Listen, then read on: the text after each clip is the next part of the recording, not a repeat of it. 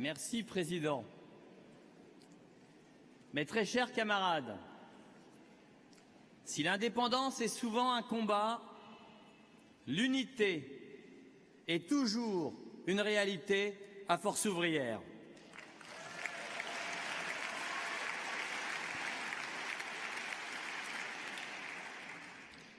Parce que nos débats et nos résolutions nous ressemblent. Nous, militants Force ouvrière, nous sommes unis par des valeurs de tout temps au service de l'ensemble des travailleurs. Oui, nos débats et nos résolutions nous ressemblent et c'est pour ça qu'elles nous rassemblent. Élevons-nous, camarades, élevons-nous à la hauteur et même au-delà des immenses attaques qui se jouent. Nous ne voulons ni nous diviser, ni disparaître. Nous voulons exister et grandir tous ensemble.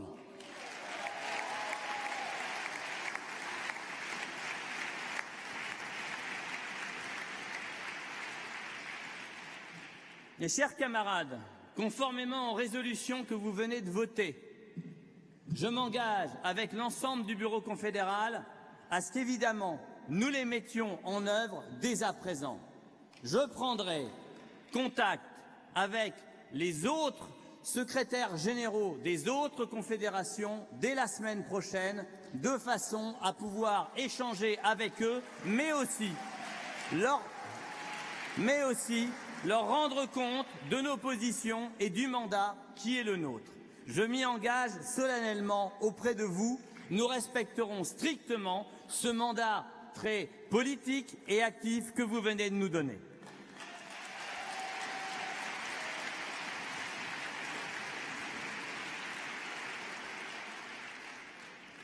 En votre nom à tous, je tiens à remercier ici Jean-Claude et à le féliciter pour toute son action et tout son engagement au sein de notre organisation.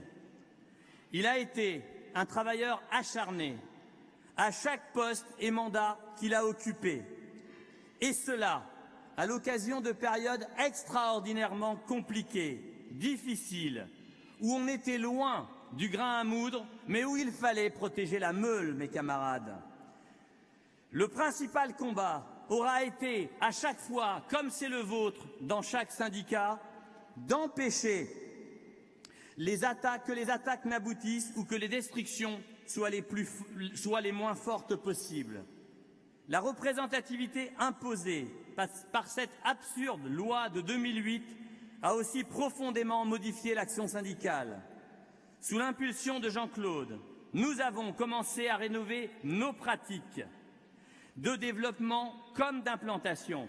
Il nous reste du chemin à parcourir, là encore, tous ensemble. Si Jean-Claude n'a pas compté ses heures pour Force ouvrière, il est toujours resté disponible, à l'image de sa porte de secrétaire général toujours ouverte. Je lui souhaite à la fois un repos bien mérité, une excellente retraite, mais aussi une pleine et totale réussite dans l'ensemble de ses nouveaux projets. Et il ne me reste plus qu'à lui dédier cette phrase qu'il aime tant et qu'il a tant indiquée à plusieurs de nos camarades. Bon vent, camarades, et merci pour tout. Et j'aimerais que le Congrès se lève.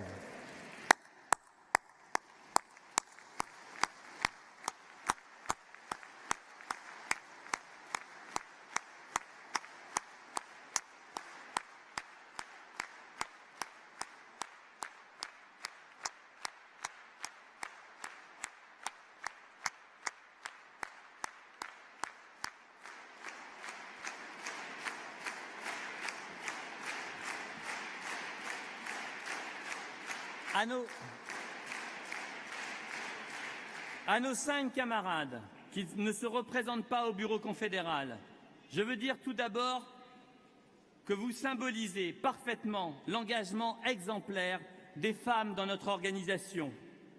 Je profite de ce mot pour vous saluer toutes, mes camarades, vous remercier et vous féliciter.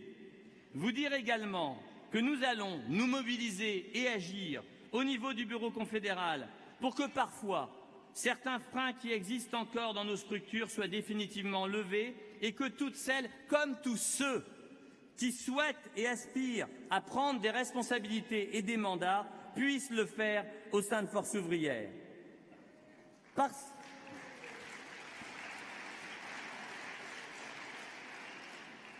Parce que je ne peux commencer que par toi,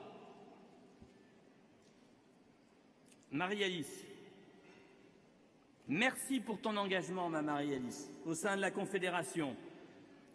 Engagement dont nous sommes nombreux à savoir à quel point il t'a coûté.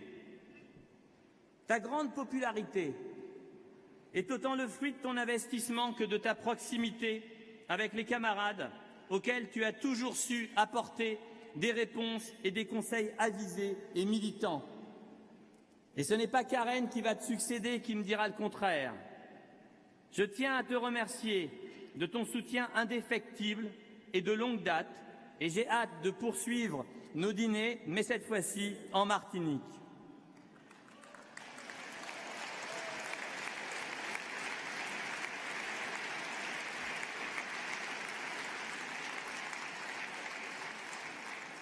André, notre globe-trotteur hors pair, tu as su faire preuve de polyvalence en occupant plusieurs mandats confédéraux au secteur juridique puis international ainsi qu'à la FOC. Ne t'inquiète pas, la relève est bien là avec Marjorie pour te remplacer. Tous se souviendront de ton passage et parfois même de tes massages.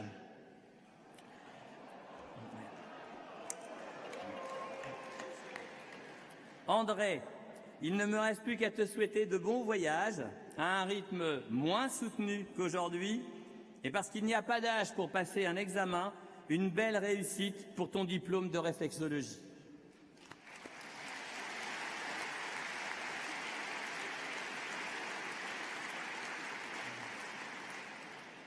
Jocelyne, en 2015, tu as accepté de relever le défi de prendre un secteur ô combien essentiel et cible de tant d'attaques ces dernières années. Serge aura la lourde responsabilité de poursuivre le travail que tu as engagé afin de redonner à Force ouvrière sa position de défenseur de la sécurité sociale et de la protection sociale collective. Ton engagement au sein de FO ne s'arrête pas là puisque tes nouvelles responsabilités vont te permettre de garder un lien avec la Confédération et de renforcer les contacts avec un de nos partenaires. Je te souhaite, chère Jocelyne, une excellente continuation.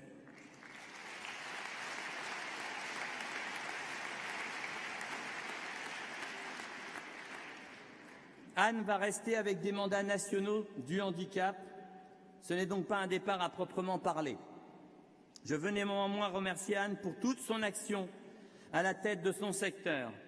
Les thématiques de ce secteur sont essentielles, à l'instar de l'égalité homme-femme, et ce sera un vrai challenge pour Béatrice que de les poursuivre et les renforcer.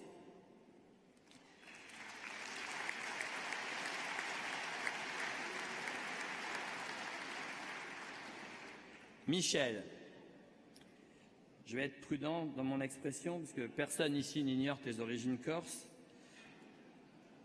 Tu as un très long parcours confédéral qui a débuté avec Marc Blondel. Redoutablement efficace, tu n'as eu de cesse de déminer, logique, tous les conflits existants dans l'organisation. Je crois, je me permets de le dire, que nous avons été tous les deux un binôme parfois redoutable en réunion des intersyndicales, et les autres organisations s'en souviennent.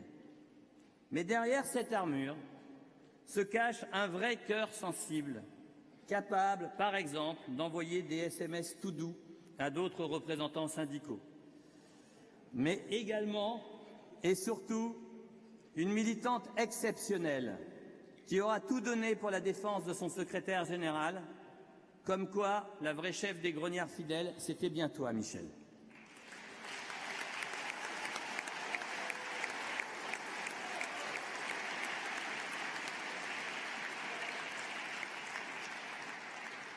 Parce qu'il est bon de mettre un visage sur un nom, je tiens à vous présenter rapidement les nouveaux membres du bureau confédéral fraîchement élus. hormis les 6 sortants que vous connaissez déjà, viennent d'être élus, vous l'avez dit ce matin, Marjorie Alexandre, Béatrice Clic, Karen Gournay, Nathalie Auman, Cyril Lama et Serge Le Gagnois, auxquels je demande de se lever, puis que les 6 autres se lèvent juste après, de manière à ce que nous soyons tous là.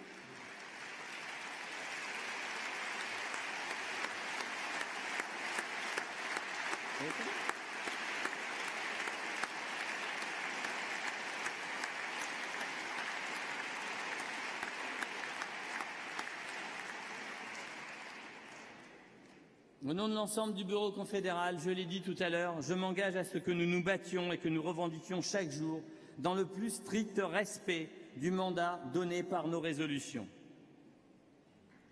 Il m'était inconcevable de ne pas dire merci. Un immense et sincère merci aux camarades sortants que je viens de citer, à l'ensemble du bureau confédéral et à d'autres. Je veux tout d'abord remercier l'ensemble des salariés de la Confédération pour leur travail quotidien au service de notre organisation et de l'ensemble de nos syndicats.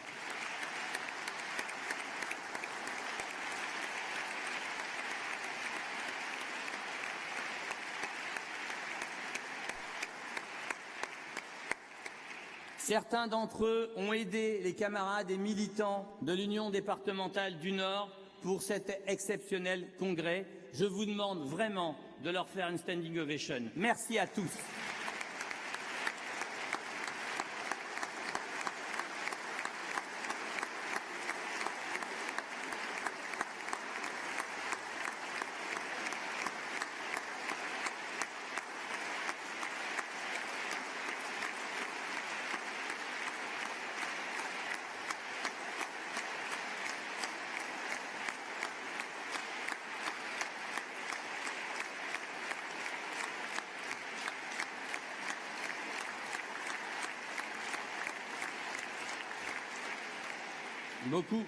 Beaucoup d'entre eux n'ont pas beaucoup dormi pour nous permettre ces débats. Alors du coup, nous, on n'a pas non plus beaucoup dormi par moment, mais c'est bien grâce à eux que nos débats ont pu être d'une aussi grande qualité. Je voulais remercier également très fortement Malik et Alain et leurs équipes du service d'ordre. Merci à tous.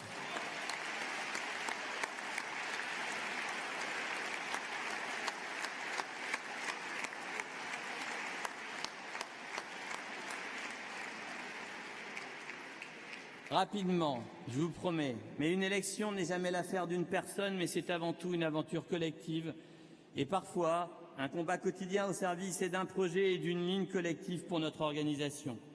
Alors aux 3 camarades de terrain qui en 1990 m'ont fait découvrir notre grande et belle organisation, dont un est ici, à tous mes amis de mon syndicat national et de la fédération, en particulier à mes parents syndicaux et à l'agent Z, chez qui le militantisme règne en maître, sans Dieu ni tribun, à l'homme aux cigares et bretelles et à sa cacahuète, et à leur conseil de 2011 qui change tout, à tous ceux d'un mariage de juillet 2011 pour leur soutien indéfectible et qui ont toujours tenu bon malgré les difficultés, à vous, des week-ends de travail et des soirées avec Pupu qui ont tant donné de leur temps pour amorcer au mieux les changements nécessaires, et notamment à cette nouvelle équipe du secrétariat général qui depuis si longtemps travaille en totale confiance, à tous ceux qui étaient là ces derniers mois, ces derniers jours, ces dernières heures, et à tous ceux qui à un moment donné ont voulu que nous continuions tous ensemble. Je tiens vraiment à adresser un immense et personnel merci. Enfin, sur un plan plus personnel, à toi, toujours prête à affronter et à tout affronter à mes côtés, à vous 3, ma plus grande fierté, et à ma famille de cœur qui me soutient jusqu'en Belgique, un profond merci.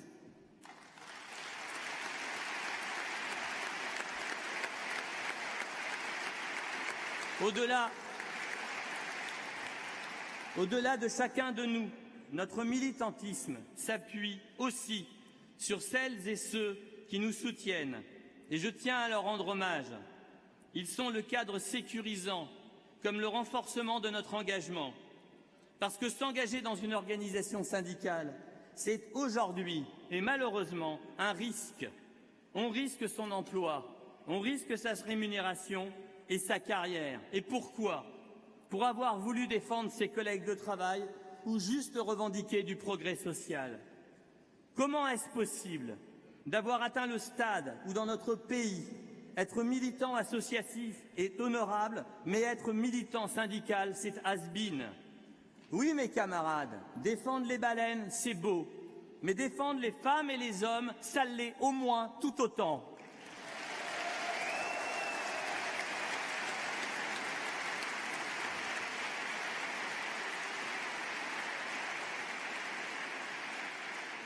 L'héroïsme, votre héroïsme du quotidien, réside dans l'engagement au service de nobles causes, que ce soit pour défendre la planète, défendre la République, comme le font tous les jours l'ensemble des fonctionnaires, mais aussi défendre les travailleurs, bien souvent en prenant des risques trop peu reconnus par notre société. Que votre adhésion, mes camarades, que votre engagement reflète votre espoir comme votre colère et votre unité.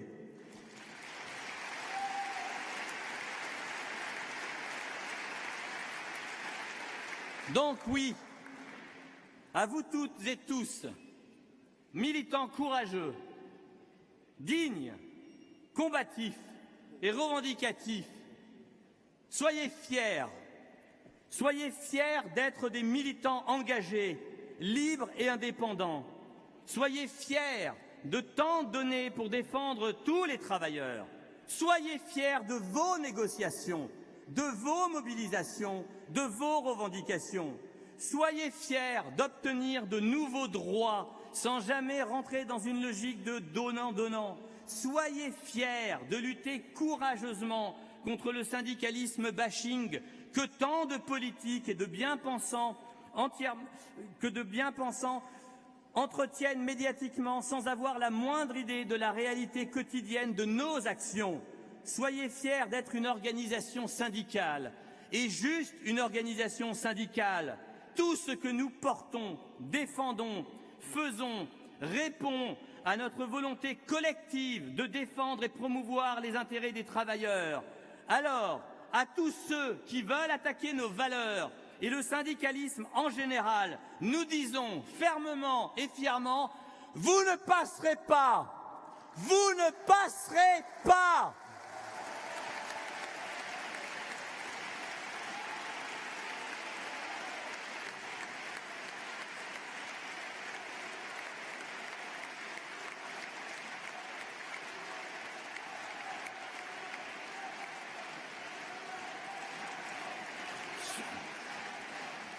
Ce qui fait la force de la négociation collective dans notre pays, c'est d'arriver à mettre autour de la table les représentants des travailleurs et ceux du patronat dans un but d'arriver à un accord.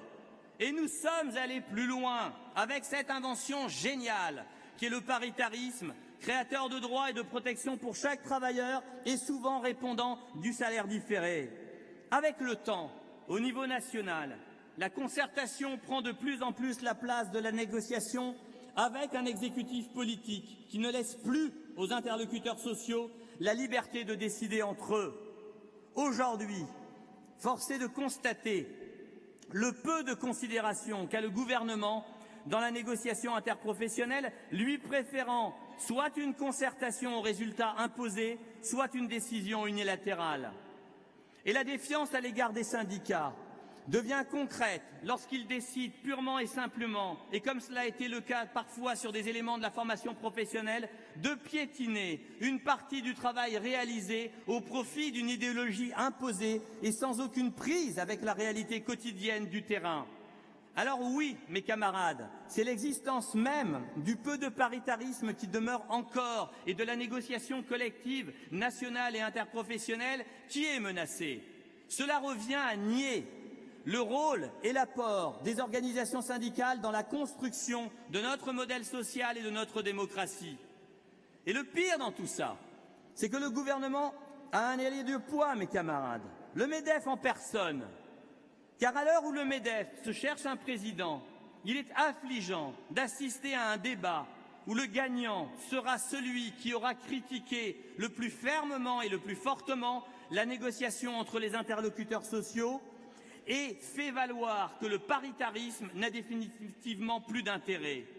Les représentants actuels du MEDEF ont fait un choix, celui d'effacer l'histoire sociale en acceptant que les travailleurs n'aient plus voix au chapitre et en se cantonnant à faire du lobbying puissant auprès du gouvernement, ce qui est d'autant plus facile que le gouvernement actuel est complètement en phase avec leurs rêves les plus fous.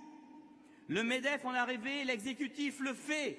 À ce rythme-là, le futur président du MEDEF pourra dire au président de la République « Merci, patron ».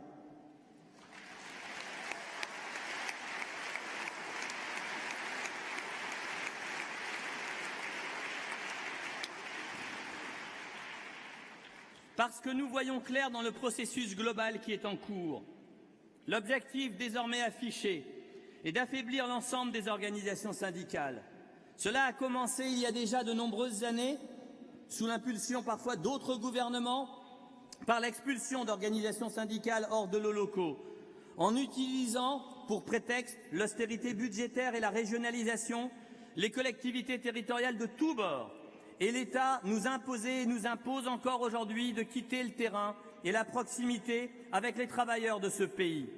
À Force ouvrière, nous ne tomberons pas et ne tomberons jamais dans ce piège, parce qu'être proche du terrain est plus que jamais une force dans une période où les soi-disant élites qui nous gouvernent sont totalement déconnectés de la réalité. C'est une nécessité d'être aux côtés de l'ensemble des travailleurs de ce pays, alors que tout est fait pour qu'ils se retrouvent livrés à eux-mêmes. Alors oui, non seulement nous ferons tout ce que nous pourrons pour garder nos unions départementales, et partout où nous le pourrons, nous créerons et maintiendrons des unions locales, mes camarades.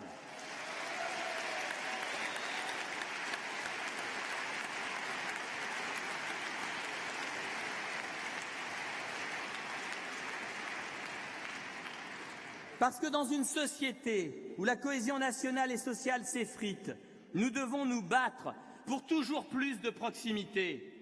L'une des spécificités de notre organisation est son fédéralisme et sa déconcentration.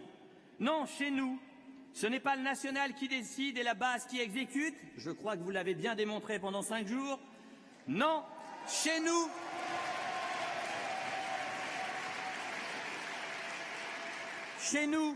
nous n'abandonnons pas les zones rurales pour nous établir dans quelques grandes métropoles.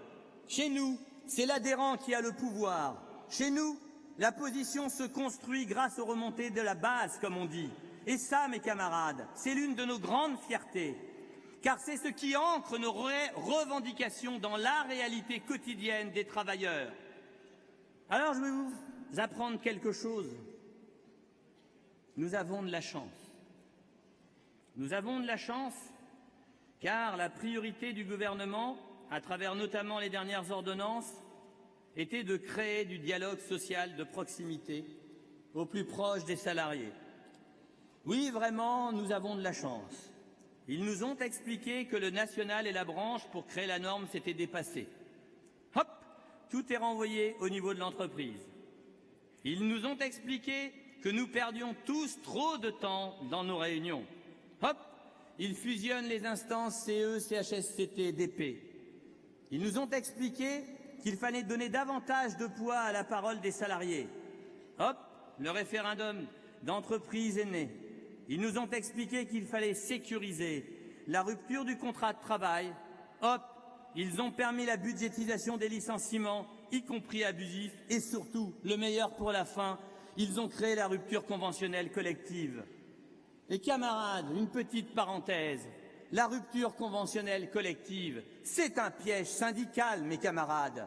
Nous ne pouvons pas tomber dans ce piège. Nous ne pouvons pas nous retrouver avec la responsabilité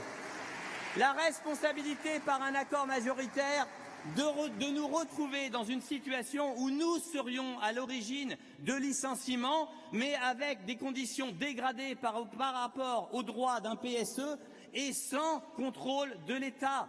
Mes camarades, il est évidemment extraordinairement difficile de tenir ces positions entreprise par entreprise. Et je le dis, nous soutiendrons l'ensemble des camarades, quelle que soit la situation et la décision qu'ils prendront, parce que ça, au niveau de la Confédération, nous le ferons toujours. Mais chaque fois que nous le pourrons, nous aiderons pour que nous ne tombions pas collectivement dans ce piège qu'est la rupture conventionnelle collective, mes camarades.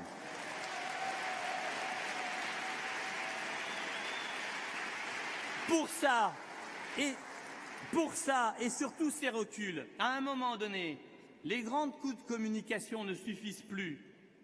Et il est temps de se heurter au principe de réalité. Il est clair que Jupiter est à des années-lumière du terrain.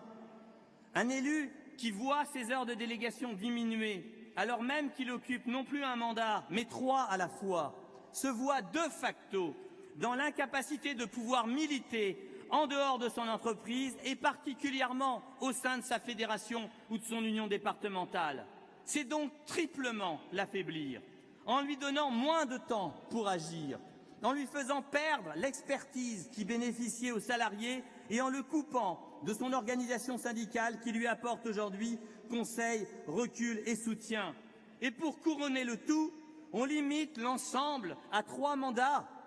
Bel exemple de démocratie que de briguer l'engagement. Alors, je vois déjà ce que certains vont nous dire. Les organisations syndicales sont les grandes victimes de ces ordonnances et elles ne bougent que lorsqu'elles sont attaquées. Mais la réalité, c'est que les ordonnances ne sont rien d'autre qu'une loi travail XXL avec des conséquences dramatiques pour l'ensemble des salariés de ce pays. Et pour ne prendre qu'un exemple, mais il est parlant, nous aurons, si on suit cette logique, des différences de traitement avec les garanties minimales s'appliquant boîte par boîte. On aura demain les conditions de travail Amazon, les conditions de travail Carrefour, les conditions de travail de la petite PME du coin. Dans un monde où règne la concurrence exacerbée entre les entreprises, ce sera course au moins-disant social sans précédent. Renvoyer l'élaboration de la norme, entreprise par entreprise, a pour conséquence de rompre avec le principe républicain d'égalité de droits et de traitement sur l'ensemble du territoire national. Or, c'est à travers nos luttes et nos victoires syndicales et nos négociations que nous bénéficions tous d'un même code du travail, des mêmes protections à travers les conventions collectives et les statuts, de la même durée légale du travail, d'un même salaire minimum identique, quel que soit notre métier ou notre région. C'est ça le résultat des négociations collectives, mais aussi de la République qui ont bâti pierre par pierre notre modèle social, modèle qui demeure envié dans l'ensemble du monde entier. Force ouvrière en est très fière, mes camarades, et s'il ne doit rester qu'une organisation républicaine, alors ce sera Force ouvrière.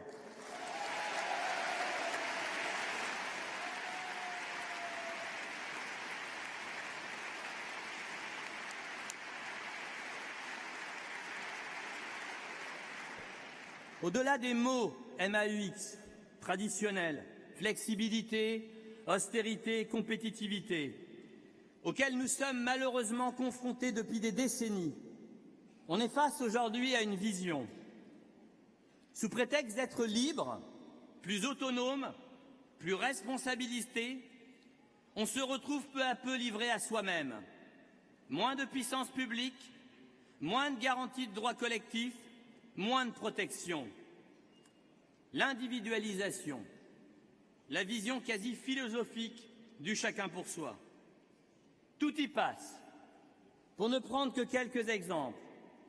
Bien entendu, et ce n'est pas nouveau, les rémunérations, vous l'avez dit à de nombreuses reprises durant ces 5 jours, elles sont de plus en plus individualisées, à la tête du client, à commencer d'ailleurs par le secteur public.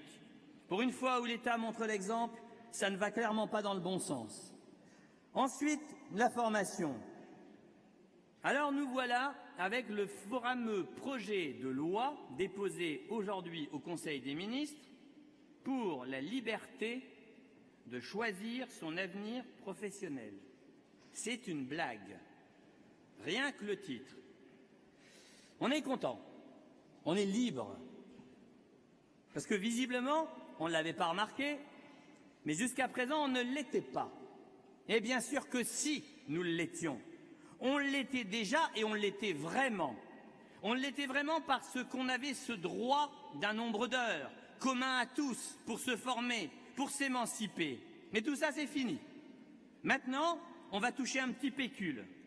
Charge à chacun de se débrouiller tout seul, avec la responsabilité de se trouver une formation rentrant dans son enveloppe, et le tout, de plus en plus, sur son temps personnel. C'est là qu'est le risque. Et là, ce qui est extraordinaire de cynisme, c'est qu'en plus de ça, ça exclut d'emblée plus de 20% de la population. Et oui, avec le gouvernement, c'est pas de smartphone, pas de formation. Politique sponsorisée par Apple, Samsung et compagnie.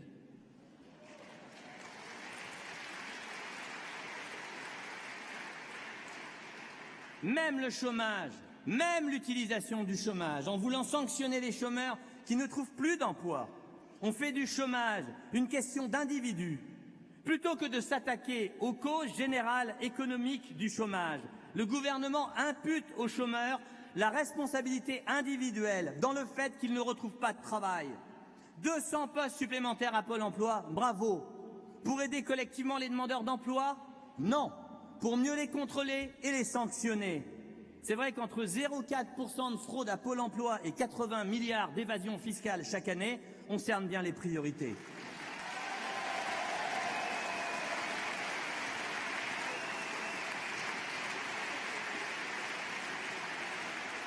Même l'impôt y passe.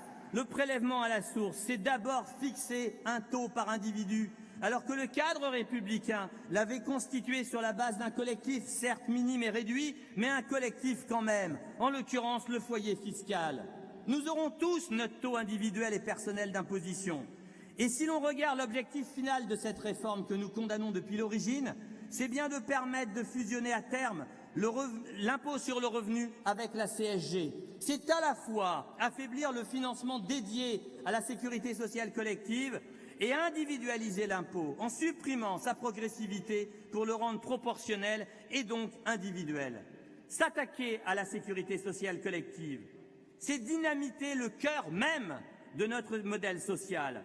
On passe d'un système basé sur la solidarité, où je cotise collectivement selon mes moyens et je bénéficie personnellement selon mes besoins, à un filet de sécurité soi-disant universel pour solde de tout compte. Charge à chaque individu, s'il le peut, de recourir individuellement à des assurances privées. Et pour ceux qui n'ont pas eu la chance, parce que c'est bien souvent de chance dont il s'agit, d'avoir une carrière complète et linéaire, de ne pas être malade, de ne pas être au chômage, etc., ceux-là seront laissés au bord du chemin. Personne ne fait exprès d'être malade ni de perdre son emploi naturellement, parce que personne ne fait exprès. Tout le monde soutient et est solidaire. Tout le monde contribue, pas pour soi, mais pour un collectif. Parce que quand ça nous arrive, on est bien content que les autres soient là. Et notre fierté, mes camarades, c'est justement de ne pas cotiser pour soi, mais de cotiser pour tous.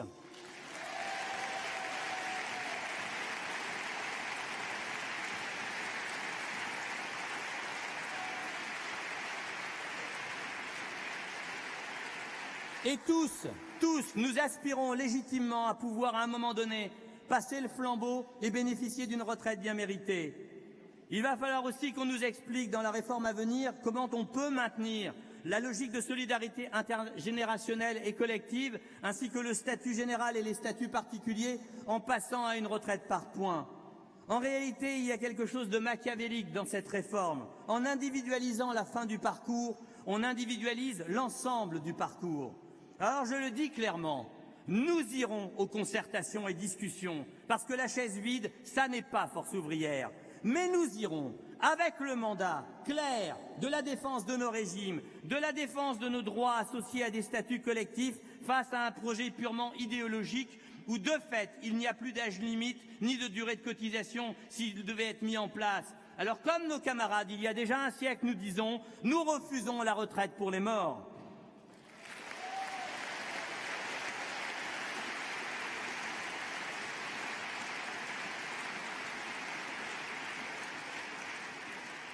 Pour justifier la suppression des cadres d'emploi et des droits collectifs, il fallait instaurer un réceptacle.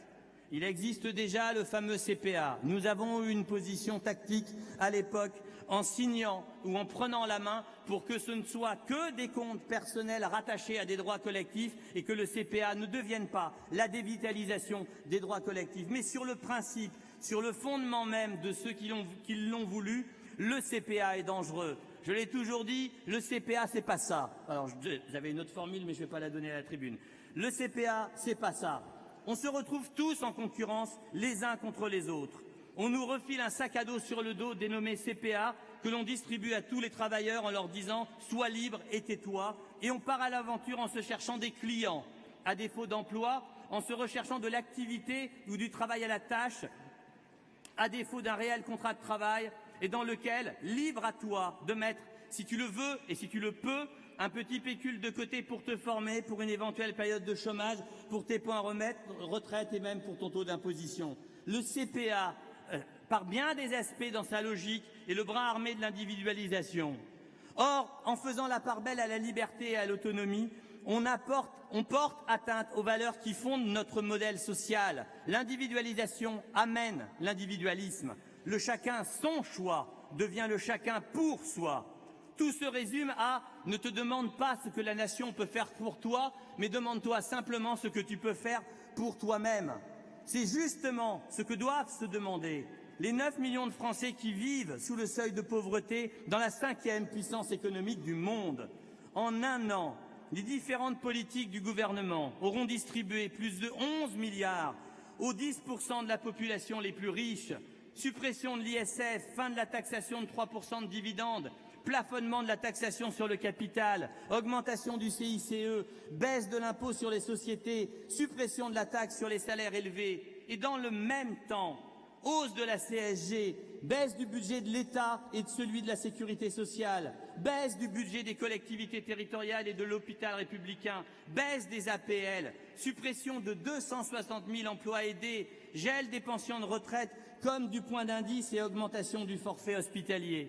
Pour les 90% de la population restante, ce sont 24 milliards de suppression de pouvoir d'achat comme d'aide publique et sociale. Cherchez l'erreur. Ce n'est pas un procès d'intention, mais un constat que de dire que le gouvernement a choisi un camp, celui des plus fortunés. En somme, une politique pour les 10% de premiers de cordée au détriment des 90% derniers de corvée.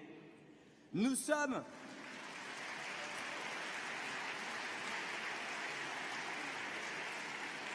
face à de faux Robin des Bois, car prenant aux pauvres pour donner aux riches, des conteurs de fables cherchant à légitimer la domination d'une élite, le recul de tous au bénéfice de quelques-uns.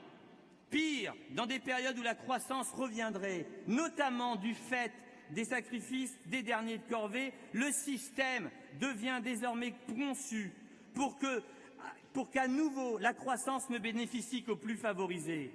Nous sommes au paroxysme du cynisme, où l'augmentation de la richesse produite fait augmenter les inégalités, mes camarades. Cette logique d'individualisation conduit à une bipolarisation de la société. Il y a la minorité de ceux qui réussissent, directement sortis de la cuisse de Jupiter avec une cuillère d'argent dans la bouche, ou qui sont des soi-disant génies, ou tout simplement qui ont un coup de chance. Bref, pour qui les politiques actuelles sont imaginées et menées. Et il y a les autres, les 90% restants, avec le mépris en mise, ceux qui ne sont rien, comme l'a dit le président de la République, ceux qui n'ont qu'à se prendre en main, car finalement, c'est en gros de leur faute s'ils ne réussissent pas. Privilégier les riches et mépris des pauvres sont les deux faces d'une même pièce. Car oui, désormais, il y a les fainéants et même ceux qui ne sont rien. Quelle violence! Et je vous le dis, mes camarades, ils ne sont pas rien. Nous ne sommes pas rien. Personne n'est rien. Le nombre est une force exceptionnelle que le syndicalisme libre et indépendant se doit de rassembler. Et si une fois rien, c'est rien, à partir de 3 fois rien, c'est déjà quelque chose et on est déjà beaucoup plus que ça.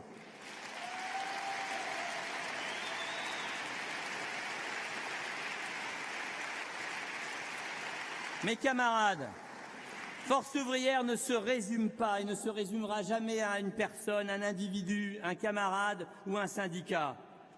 ni à une période, ni à un unique combat. Nous sommes nés en 1895, après une décennie de grève, puis 50 ans après, d'une résistance ouvrière qui devient force. Nous sommes nés d'une contestation, l'opposition absolue à une politisation du syndicalisme au profit d'une indépendance sans équivoque. Plus d'une fois, nous l'avons démontré, la revendication est l'essence même du syndicalisme, mais aussi le moteur de l'histoire. De tout temps, ce que le travailleur prend, il l'obtient. Et les droits dont il bénéficie, il les a acquis grâce à l'action syndicale. Que l'on parle de la journée de 8 heures, des congés payés, des conventions collectives ou de la sécurité sociale, l'ensemble de ces acquis, qui sont aujourd'hui les fondements de notre société actuelle, n'ont pu voir le jour qu'au travers des luttes syndicales menées courageusement par nos camarades.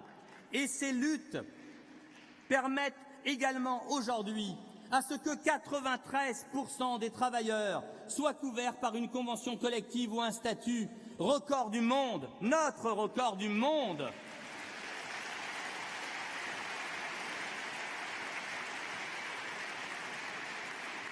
Record du monde que l'on aimerait voir mis en avant plus souvent par nos représentants.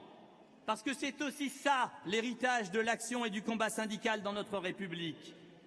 Or, aujourd'hui, on nous explique que la France, finalement, s'est créée en mai 2017 et que toutes les conquêtes feraient partie d'un ancien monde, dont nous, les organisations syndicales, serions les dinosaures. Un monde révolu, où tout ce qui s'est passé serait has-been, où revendiquer des droits nouveaux serait ringard et utopique. À grands coups de com', on nous explique que la modernité serait d'appliquer toujours plus de règles, entreprise par entreprise et individu par individu. Mais la réalité, c'est que jamais les travailleurs n'ont autant été éloignés les uns des autres et que la cohésion nationale se fissure chaque jour un peu plus et que l'égalité des droits relève de plus en plus de la théorie.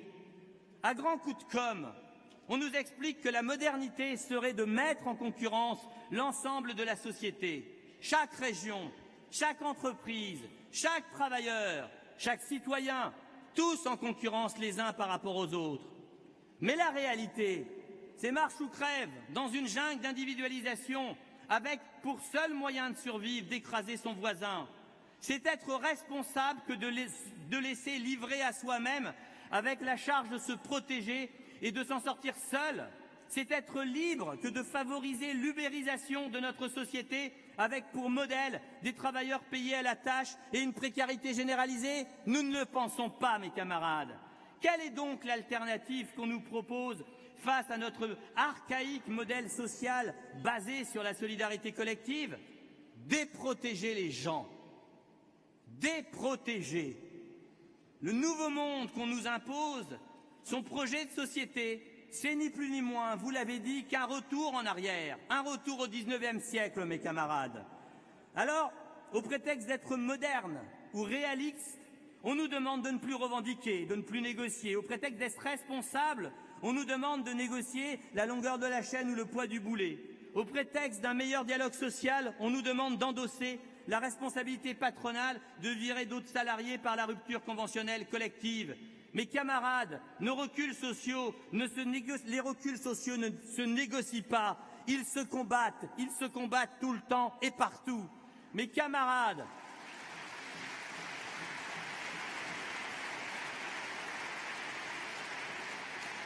notre organisation a été de tous les temps pour la négociation, toujours négocier, partout, chaque fois qu'on le peut, pour le compromis, mais jamais pour la compromission. J'ignore où se passera le combat entre le vieux monde et le nouveau monde, mais peu importe, Force ouvrière en sera. Demain, nous serons là pour rappeler qu'il n'y a pas lieu de réécrire l'histoire, car la France ne peut pas devenir une start-up peuplée de gens ayant pour seule possibilité de devenir entrepreneurs d'eux-mêmes à la merci du marché. Demain, nous serons là pour rappeler que le syndicalisme libre et indépendant est plus fort que ça, que la République est plus forte que ça. Demain, nous serons là pour rappeler que nous sommes modernes et réalistes et que notre responsabilité et de promouvoir un modèle où le progrès social est au rendez-vous pour l'ensemble des travailleurs. Oui, à Force ouvrière, nous avons de la mémoire et nous honorons aujourd'hui fièrement nos 70 ans de lutte syndicale et le combat de nos anciens. Libres et indépendants, nous défendons nos valeurs et un héritage qui reste encore notre vision. Aujourd'hui, je m'y engage, nous allons tenir, nous allons faire bloc, unis, soudés, rassemblés, dans le respect de toutes et tous. Nous allons résister, nous allons revendiquer, nous allons reconquérir de nouveaux droits, mes camarades.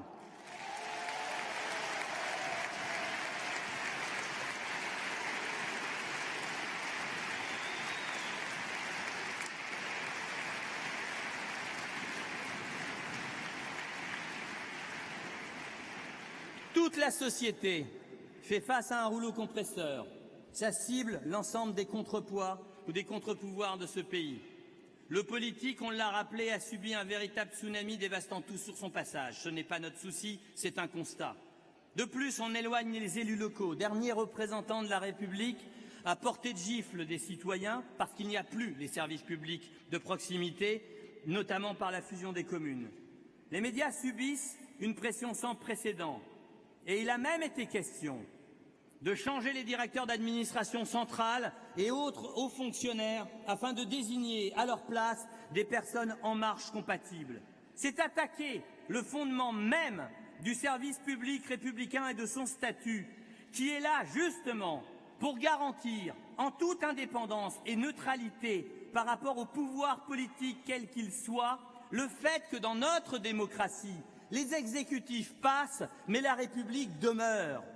Parce qu'il n'y a pas de République sans service public. Nous continuerons notre mobilisation pour le statut et pour les 5,4 millions de femmes et d'hommes qui sont nos héros du quotidien, notre fierté républicaine, et nous les appelons toutes et tous tant à se mobiliser qu'à voter en masse pour les listes Force ouvrière lors des élections du 6 décembre prochain que nous allons réussir tous ensemble.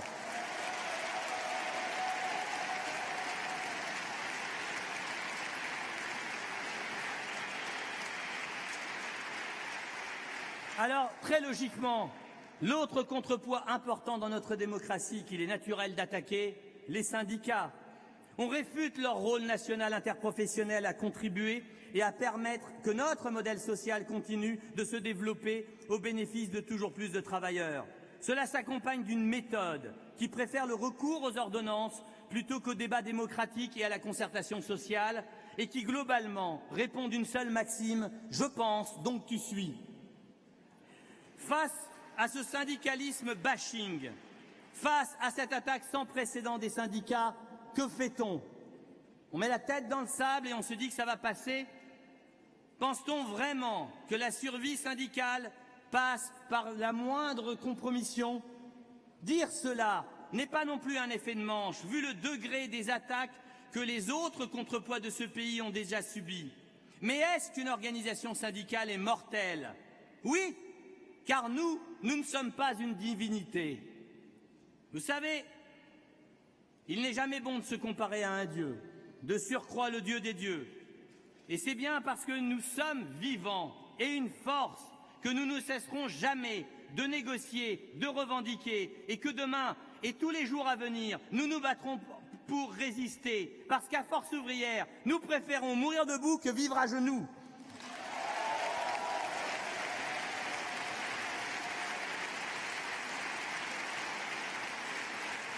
Je suis convaincu que nous sommes face à un risque de bascule. Après des décennies de libéralisme, de capitalisme financier, d'austérité effrénée, de dumping acharné, notre modèle social est fissuré. Ils ont tenté de réduire les droits collectifs, attaquer le code du travail, le statut général, la sécurité sociale. Ces fondements de notre socle social et de notre République ont tenu, mais ils restent fragiles. Et là, ils risquent de se briser, parce que les attaques continuent de plus belle et qu'on nous présente un modèle basé sur le chacun pour soi. On se concentre sur ceux qui ont déjà tout et on abandonne ceux qui n'ont rien. On serait donc libre de réussir, mais surtout libre d'échouer dans une société où le collectif n'est plus là pour nous repêcher. Alors je peux lire dans vos yeux la même crainte qui maintes fois a saisi nos camarades depuis plus d'un siècle. Un jour peut venir où l'égalité faillira, où la solidarité s'effondrera, où l'individualisme triomphera. Mais ce jour n'est pas arrivé. Ce sera l'heure des loups, de la jungle et du chacun pour soi, mais ce jour n'est pas arrivé. Aujourd'hui, nous refusons de basculer dans un monde sans droit, sans règles, sans statut, sans protection.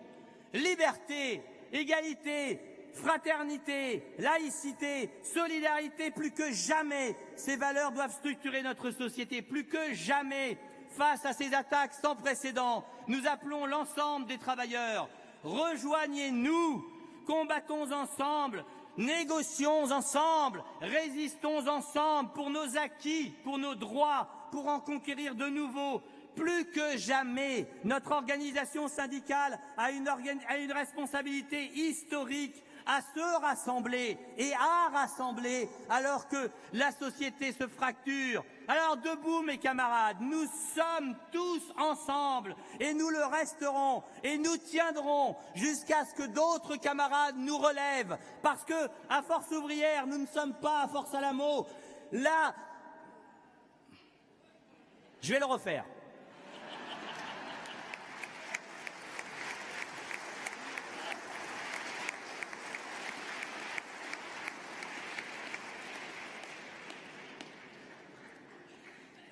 C'est l'émotion. Mes camarades, nous tiendrons, nous revendiquerons, nous résisterons et nous tiendrons jusqu'à ce que d'autres camarades nous relèvent. Parce que nous ne sommes pas à Fort Alamo, à Force ouvrière. La relève, elle vient toujours. Vous êtes Force ouvrière, vous êtes la résistance. Vive le syndicalisme libre et indépendant. Vive l'ensemble des syndicats, des unions départementales, des fédérations Force ouvrière. Vive la Confédération générale du travail Force ouvrière. Résistez, revendiquez mes camarades.